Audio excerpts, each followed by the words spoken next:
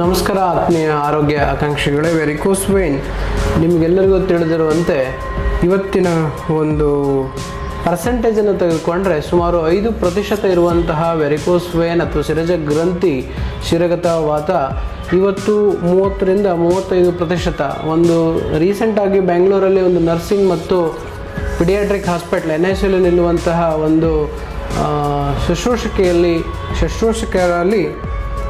ರಿಸರ್ಚನ್ನು ಮಾಡಿದ್ದಾರೆ. ಸಂಶೋಧನೆಯಲ್ಲಿ ಕಂಡು ಬರ್ತಕ್ಕಂಥ ಸತ್ಯ ಏನಪ್ಪ ಅಂತಂದರೆ ಇಲ್ಲೇ ಬೆಂಗಳೂರಲ್ಲೇ 30ರಿಂದ 35% ವೆರಿಕೋಸ್ ವೇನ್ ಕಂಡು ಬಂದಿರತಕ್ಕಂಥದ್ದು ಬಹಳ ಆಘಾತಕಾರ ಆಗಿರತಕ್ಕಂಥ ವಿಷಯ. ಅದಕ್ಕೆ ಪ್ರಮುಖ ಕಾರಣ ಇರ್ಬೋದು, ನಾವು ನಿತ್ತು ಮಾಡುವ ಕೆಲಸ, ಆಕ್ಯುಪೇಷನ್ ಹಜಾರ್ಡ್ಸ್ ಇರ್ಬೋದು, ಜೆನೆಟಿಕ್ ಪ್ರಾಬ್ಲಮ್ ಇರ್ಬೋದು, ಹೆರಿಡಿಟ್ರಿ ಇರ್ಬೋದು. ಹಾಗೆಯೇ ಇವತ್ತು ದಿನವಂತಹ ಬದಲಾದ ಜೀವನ ಆಹಾರ ಪದ್ಧತಿ, ಬದಲಾದ ಜೀವನದ ರೀತಿ ನೀತಿಗಳು ಮತ್ತು ಮಾನಸಿಕವಾಗಿರ್ತಕ್ಕಂಥ ಸ್ಟ್ರೆಸ್, ಸ್ಟ್ರೇನ್ ಮತ್ತು ಉದ್ವೇಗಗಳು, ಹಾಗೂ ಇವತ್ತು ರಾತ್ರಿ ಜಾಗರಣೆ ಮಾಡುವಂಥ ಡ್ಯೂಟಿಗಳು, ದಿನನಿದ್ರೆ ಮಾಡುವಂತಹ ವ್ಯವಸ್ಥೆಗಳು, ಹೀಗೆ ಹಲವಾರು ಸಮಸ್ಯೆಗಳಿಗೆ ಹೃದಯ ಮತ್ತು ದೇಹದ ಅಂಗಾಂಗಗಳು ನಲುಗಿ ಹೋಗಿದ್ದಾವೆ. ಇಂಥ ಸಂದರ್ಭದಲ್ಲಿ ಪ್ರಕೃತಿಯ ವಿಕೋಪ ಮತ್ತು ವಾತಾವರಣದಲ್ಲಿರುವ ನೆಗೆಟಿವ್ ವೈಬ್ಸ್ ನೋಡಿ, ಕಾರ್ಮೋಡ ಎಲ್ಲ ಮಧ್ಯಪ್ರಾಚ್ಯದಲ್ಲಿ ಜಾಸ್ತಿ ಆಗ್ತಿದೆ. ಇವೆಲ್ಲ ನೆಗೆಟಿವ್ ವೈಬ್ರೇಷನ್ ಹೀಗಾಗಿ ದೇಹದ ಮೇಲೂ ಪರಿಣಾಮವನ್ನು ಬಿದ್ದು ದೇಹದಲ್ಲೂ ಕೂಡ ಆರೋಗ್ಯದ ಏರುಪೇರಾಗಿದೆ. ರಕ್ತ ಕೆಟ್ಟಿದೆ, ಮನಸ್ಸು ಕೆಟ್ಟಿದೆ, ದೇಹ ಕೆಡ್ತಾ ಇದೆ. ಹಾಗಾಗಿ ಆರೋಗ್ಯವೂ ಕೂಡ ಕೆಡ್ತಾ ಇದೆ. ಆರೋಗ್ಯ ಕೆಡೋದಕ್ಕೆ ಪ್ರಕೃತಿ, ವಿಕೃತಿ ಎಲ್ಲವೂ ಈಗ ಒಂದಕ್ಕೊಂದು ಸಂಬಂಧ ಇರೋದರಿಂದ ಪ್ರಕೃತಿನೂ ವಿಕೃತಿಯಾಗಿದೆ, ವಿಕೃತಿ ಇನ್ನೂ ಹದಗೆಟ್ಟಿದೆ. ಹಾಗಾಗಿ ಈ ಸಮಸ್ಯೆಗಳು ಜಾಸ್ತಿ ಆಗ್ತಾ ಇದೆ. ಆಹಾರ, ಆರೋಗ್ಯ, ವಿಹಾರ, ವಿಚಾರ, ಜೆನೆಟಿಕ್, ಹೆರಿಡಿಟ್ರಿ, ಆಕ್ಯುಪೇಷನಲ್ ಹಜಾರ್ಡ್ಸ್, ವ್ಯಾಯಾಮ, ಲ್ಯಾಕ್ ಆಫ್ ಎಕ್ಸಸೈಸ್, ಇನ್ನೂ ಹಲವಾರು ಸಮಸ್ಯೆಗಳಿಗೆ ದೇಹ ಹಾಳಾಗಿ, ವಾಲ್ವುಗಳು ಹಾಳಾಗಿ, ಲಿವರ್, ಸ್ಪ್ಲೀನ್ ಒತ್ತಡದಲ್ಲಿದ್ದು ಇಷ್ಟೊಂದು ಸಮಸ್ಯೆಗಳಿಗೆ ನೇರ ಕಾರಣ. ಹಾಗಾಗಿ ವೆರಿಕೋಸ್ ವೇನ್ ಅನ್ನುವುದು ಬರೀ ರಕ್ತನಾಳಗಳಿಗೆ ಸಂಬಂಧಿಸಿರುವ ಕಾಯಿಲೆ ಅಲ್ಲ. ಇನ್ನೂ ಹೆಚ್ಚಿನ ಒಳಗೆ ಅರ್ಥವನ್ನು ಮೈಕ್ರೋ ಲೆವೆಲ್ ಸ್ಟಡಿ ಮಾಡಿದಾಗ ಗೊತ್ತಾಗುತ್ತೆ. ಅದು ಇನ್ನೂ ಹೆಚ್ಚು ಭಾಗಗಳಿಗೆ ಅದು ವಿಸ್ತಾರಗೊಂಡಿದೆ. ಅದಕ್ಕೆ ಅಧಿಕೃತವಾದ ಬೇರೆ ಕಾರಣಗಳು ಇದೆ ಅಂಥೇಳಿ ಅದನ್ನು ನಾವು ಇವತ್ತು ಎಲ್ಲರಲ್ಲೂ ಕಾಣ್ತಾ ಇದ್ದೇವೆ. ಅದನ್ನು ನಾವು ಸಂಶೋಧಿಸಿ ಹುಡುಕಿ ಆ ಆರೋಗ್ಯವನ್ನು ತರುವಲ್ಲಿ ಯಶಸ್ವಿ ಆಗ್ತಾ ಇದ್ದೇವೆ.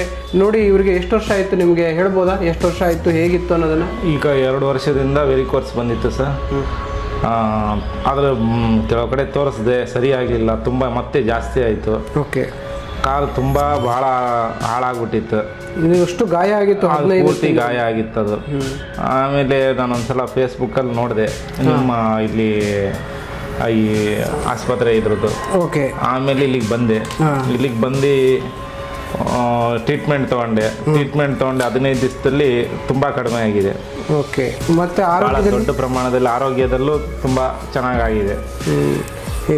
ಕಾಲೇ ತೆಗಿತಾರೆ ಅನ್ನೋ ಮಟ್ಟಕ್ಕೆ ಇದಾಗ್ಬಿಟ್ಟಿತ್ತು. ಇಲ್ಲಿಗೆ ಬಂದ ಮೇಲೆ ನನಗೆ ಸಂಪೂರ್ಣ ನಂಬಿಕೆ ಬಂದಿದೆ, ಕಾಲು ಗುಣ ಆಗುತ್ತೆ ಅಂತ. ಏನು ಕೆಲಸ ಮಾಡ್ತೀರಿ? ನಾವು ಸೆಲೂನ್ ಕೆಲಸ ಮಾಡ್ತೀವಿ, ಕಟಿಂಗ್ ಶಾಪ್. ನೋಡಿ, ಇದು ನಾನು ಹೇಳಿದೆ ಆಕ್ಯುಪೇಷನ್ ಹಜಾರ್ಡ್ಸ್ ಅಂತ. ಯಾರು ನಿತ್ತು ಮಾಡುವ ಕೆಲಸವನ್ನು ಹೆಚ್ಚು ಅವಲಂಬಿತರಾಗಿದ್ದಾರೆ ಅಥವಾ ಹೆಚ್ಚು ಅದಕ್ಕೆ ಇದ್ದಾರೆ, ಆ ವ್ಯವಸ್ಥೆ, ಆ ನಿತ್ತು ಮಾಡುವ ಕೆಲಸವೂ ಕೂಡ ಇವರಿಗೆ ಹೆಚ್ಚಿನ ತೊಂದರೆಯನ್ನು, ವಾಲ್ವ್ ಮೇಲೆ ಪ್ರೆಷರ್ ಬಿದ್ದು ವಾಲ್ವ್ ಇನ್ಕಾಂಪಿಟೆಂಟ್ ಆಗಿ ಬರುವಂತಹ ತೊಂದರೆ ಆಗಿದೆ.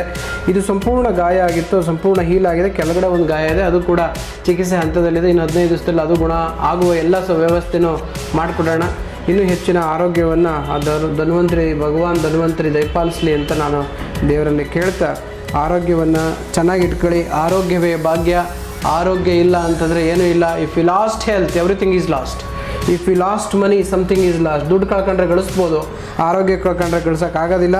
ಹಾಗಾಗಿ ನಿಮ್ಮ ಆರೋಗ್ಯ ನಿಮ್ಮ ಕೈಯಲ್ಲಿ. ನಾವು ಹೇಳಿದ ಪ್ರತಿಯೊಂದು ವ್ಯವಸ್ಥಿತವಾಗಿ ಪಥ್ಯ, ಅಪಥ್ಯ, ವ್ಯಾಯಾಮ, ಎಕ್ಸಸೈಸು, ರೀತಿ ನೀತಿ, ಧರ್ಮದ ಹಾದಿಗಳು ಎಲ್ಲವೂ ನಿಮ್ಮ ಕೈ ಹಿಡಿಯುತ್ತೆ. ಆರೋಗ್ಯ ವೃದ್ಧಿಕರ ಭಾವ ಅವೆಲ್ಲ. ಆರೋಗ್ಯ ನಿಮ್ಮದಾಗಲಿ. ಧನ್ಯವಾದ. ಮತ್ತೊಂದು ವಿಡಿಯೋಗೆ ಸಿಗ್ತೀನಿ. ನಮಸ್ಕಾರ.